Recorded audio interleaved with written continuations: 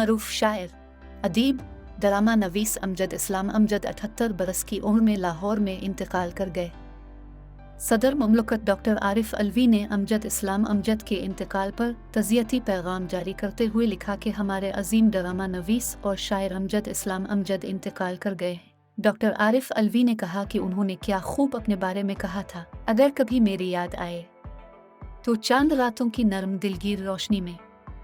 किसी सितारे को देख लेना, गुरेज करती हुआ की लहरों पे हाथ रखना, मैं खुशबुओं में तुम्हें मिलूंगा, मुझे गुलाबों की पत्तियों में तलाश करना, मैं उस कतरों के आईनों में तुम्हें मिलूंगा, अगर सितारों में उस कतरों में खुशबुओं में न पाओ मुझको तो अपने कदमों में देख लेना, मैं गर्द होती मसाफतों में तुम्हें मिलूंगा।